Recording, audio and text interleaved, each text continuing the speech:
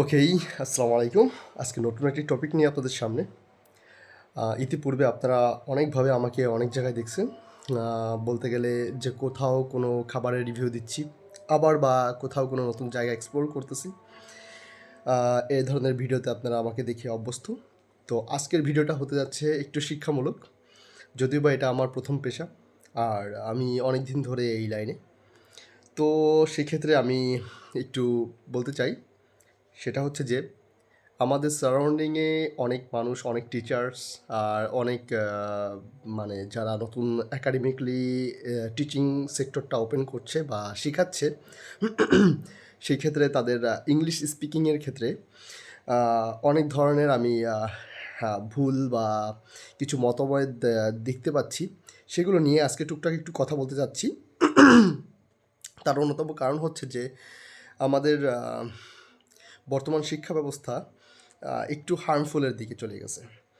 তো আমার মনে হলো এই বিষয়টা নিয়ে একটু কথা বলা বা আলোচনা করার দরকার আছে। খুবই শর্ট একটি ভিডিও তৈরি করার চেষ্টা করব, যাতে করে সবাই উপকৃত হতে পারে।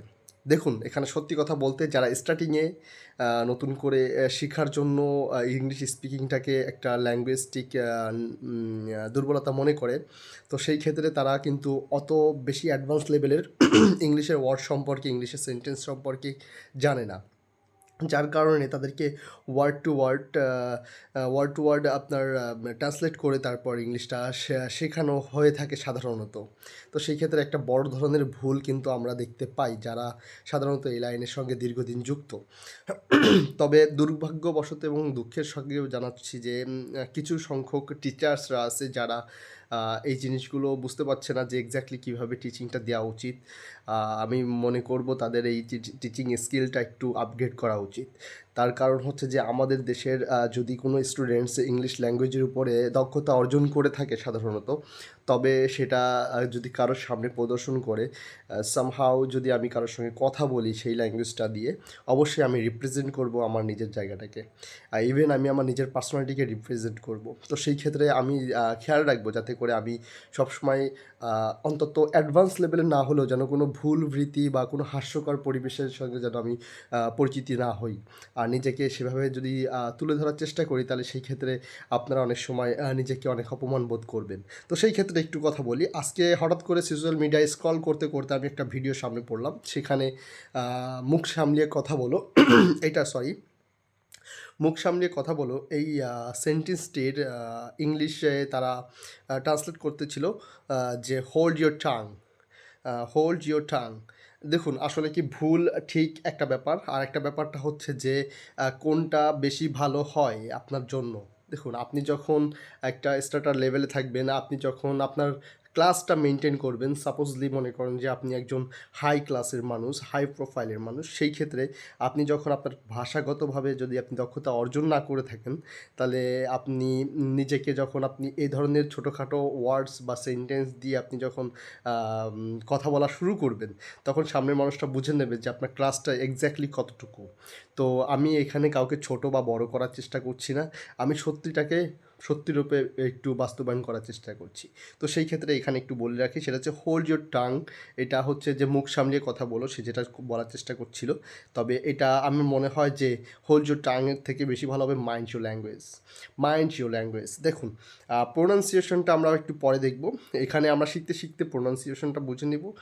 মাইন্ড ইয়োর ল্যাঙ্গুয়েজটা হচ্ছে আপনার একটা পারফেক্ট সেন্টেন্স বলতে পারেন, যেটা আপনার জন্য আমি মনে করি যে একটা অ্যাডভান্স লেভেলে আপনি কথা বলতে পারেন। Hold your tongue, that's kinds of I think it's little bit different thing.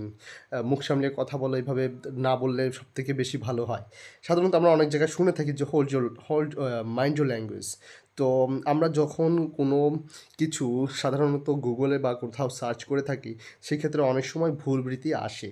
এটা গুগলের কোনো সমস্যা না, এটা সমস্যা হচ্ছে আপনার সার্চিং যে সেক্টরটা আপনি যেভাবে সার্চ করছেন, এটা অনেক সময় আমরা বুঝে উঠি না, যার কারণে আমরা বুঝতে পারি না এক্স্যাক্টলি কীভাবে সার্চ করতে হবে, সেই ক্ষেত্রে আমাদের সমস্যা হয়। আর একটা ম্যাসিভ প্রবলেম আমি দীর্ঘদিন ধরে দেখে আসছি, সেটা হচ্ছে যে খিচুড়ি। আমরা সাধারণত খিচুড়ি যে খেয়ে থাকি, যে খিচুড়িটা আমাদের একটা ট্রেডিশনাল ফুড, যেটা আমাদের কান্ট্রির একটা মোস্ট ট্রেডিশনাল ফুড। মানে আমি মনে করি অনেক ব্যাচেলাররা যারা বাইরে থাকেন, যারা তাদের বাসায় থাকেন না, ম্যাচে থাকেন, তারা সাধারণত যখনই কোনো কিছু না পারে বানাতে বা রান্না না করতে পারে, তারা আর কিছু পারুক আর না পারুক, খিচুড়িটা অবশ্যই রান্না করতে পারে। তো এখানে একটু কথা বলে রাখি, সেটা হচ্ছে যে খিচুড়ির একটা ইংরেজি তথাকথিতভাবে আমাদের বেশ কিছু টিচাররা দিয়ে থাকেন, সেটা হচ্ছে হচপচ। সো এটা খুবই একটা হাস্যকর মোমেন্ট হয়ে যাবে যদি কিনা আমি এভাবে খিচুড়ির ইংরেজিটা বলার চেষ্টা করি বা বলি। সত্যি কথা বলতে খিচুড়ির কোনো ইংরেজি হবে না, খিচুড়ির ইংরেজি খিচুড়িই হবে। এখানে হচপচ বলতে হট্টগোল বা আপনার ভন্ডুল বা এই ধরনের মানে ৯-৬ এই ধরনের জিনিসগুলো বোঝানো হয়েছে। এখানে খিচুড়ি কখনো খাদ্যের হিসেবে আসবে না। অ্যাজ লাইক আপনি বিরিয়ানিটাকে কখনো ইংলিশে ডিভাইডেড করতে পারবেন না, এটা ট্রান্সলেট করতে পারবে না। এটাও খিচুড়িটাও ঠিক সেরকম একটা সেক্টরের। তো যারা এই ধরনের জিনিস শিখাচ্ছেন তাদের কাছে আমার একটা অনুরোধ থাকবে, বিনীত নিবেদন থাকবে, যেরকম ভুলভাল শিখায় প্লিজ স্টুডেন্টসের মানে কনভার্ট করবেন না।